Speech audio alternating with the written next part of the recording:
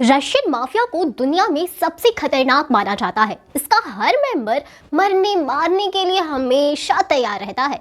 Soviet संघ के दौर में और उसके बाद ये माफिया सक्रिय हुए थे और आज भी संगठित अपराध में नंबर 1 माने जाते हैं।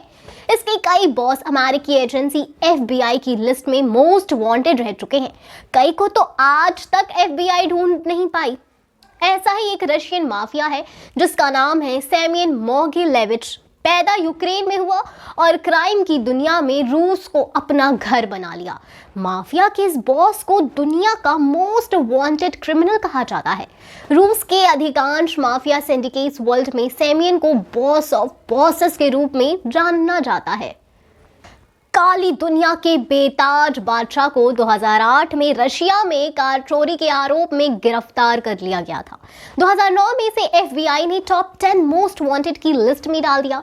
यूक्रेन के पूर्व प्रधानमंत्री यूलिया टिमशेंको ने सेमियन को देश में आपराधिक गतिविधियों में शामिल होने का आरोप लगाया था और उनके खिलाफ कार्रवाई का आदेश भी दे दिया था, लेकिन वो अभी भी रूस में आराम से रह रहा है। सेमियन के इस दोस्त रूस में बड़े पदों पर बैठे हैं, जिसकी छत्र छाया में वो मॉस्को में बना हुआ है। मोगिलेविच को ब्रेनी डॉन के नाम से भी जाना जाता है। ये अपने दुश्मनों से हमेशा एक कदम आगे रहने के लिए जाना जाता है। इसकी पकड़ वित्तीय संचालन में जितनी गहरी है, उतना ही ये क्रूर और निर्दयी रवैये के लिए भी जाने जाते हैं। माफिया क्रूर या निर्दयी तो हो सकता है, लेकिन बहुत ही कम फाइनेंशियल समझ होती है, और जिसमें ये तीनों ही खूबियां होती है वो इस काली दुनिया का बेताज बादशाह ही हो जाता है। मोगिलेविच हथियारों का कारोबार कर रहा था। मोगिलेविच कोई छोटा मोटा हथियार डील नहीं करता। उसके पास हथियारों की लिस्ट में विमान भेदी तोप जैसे भारी वेपन भी शामिल है। इसको वो ग्लोबल लेवल पर डील करता है। मोगिलेविच के संगठन के एक पूर्व सदस्य राइटमैन ने एक डॉक्यूमेंट्री में कहा कि मोगिलेविच अपने सारे दुश्मनों को खत्म कर देगा। पहले वो उनके बॉस को मारेगा, फिर किसी नए को वहां बैठाएगा, और ये तब तक चलेगा जब तक कि पूरा ग्रुप नष्ट नहीं हो जाता। ब्रेनी डॉन ने सैकड़ों लोगों की हत्या का आदेश भी दे दिया था। मोगिलेविच को माफिया के तौर पर अपना काम निकालने के लिए गोलियों के बजाय बमबाजी करना ज्यादा अच्छा लगता है। उसने हंगरी, बुडापेस्ट में कई बम विस्फोट किए थे।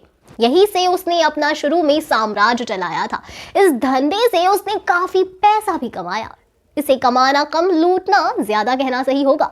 लोग कहते हैं कि मोगिलेविच की इजराइल में एक कपड़ा कंपनी थी, अमेरिका के लॉस एंजल्स में एक आयात निर्यात कंपनी थी, रूस में एक बास्केटबॉल टीम, प्राग में एक जापानी रेस्टोरेंट के अलावा कई और बिजनेसेस में वो अपना हाथ डाल चुका था। 1995 में मोगिलेविच दुनिया का सबसे शक्तिशाली गैंगस्टर बनने का सपना देखने लगा। इसके लिए उसे अमेरिका से भारी मात्रा में धन निकालने की आवश्यकता थी। मोगिलेविच तो फाइनेंशियल समझ तो थी, उसी का उपयोग करके इसने वहां से पैसा निकालना शुरू कर दिया।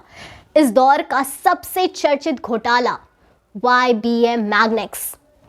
इसके बाद FBI के नजर में मोगिलेविच आ गया। FBI ने इस मामले की जांच शुरू कर दी। इस मामले की जांच में सामने आया कि YBM मैग्नेक्स में निवेशकों ने लगभग $150 मिलियन लगाया था, जबकि ये कंपनी ही फर्जी थी। इसके बाद मोगिलेविच को FBI के रडार पर रख दिया गया। FBI द्वारा उस पर हथियारों की तस्करी, कॉन्ट्रैक्ट मर्डर, जबरन वसूली, ड्रग्स की तस्करी और अंतरराष्ट्रीय स्तर पर वेश्यावृत्ति का आरोप लगाया गया था। मोगिलेविच फिलहाल मॉस्को में छिपा हुआ है। यहाँ उसके खिलाफ वारंट भी जारी है। मोगिलेविच जानता है कि रूस कभी भी उसे अमेरिका को नहीं सौंपेगा। इसके साथ ही कुछ उसके दोस्त रशिया की सरकार में भी बैठे हैं, जो उसे बचाने के लिए काफी हैं। इन सब चीजों को देखते हुए रशियन माफिया का ये सबसे खतरनाक बॉस मॉस्को में आराम से रह रहा है। FBI ने भी इसे अब वांटेड सूची से हटा दिया है। तो ऐसी ही कहानी मेकर्स डॉन 3 में दिखा सकते हैं। वैसे आप कितने एक्साइटेड है डॉन 3 के लिए बताएं हमें कमेंट सेक्शन में। हम फिर मिलेंगे एक नई वीडियो के साथ। तब तक खुश रहें, सेफ रहें। Thank you.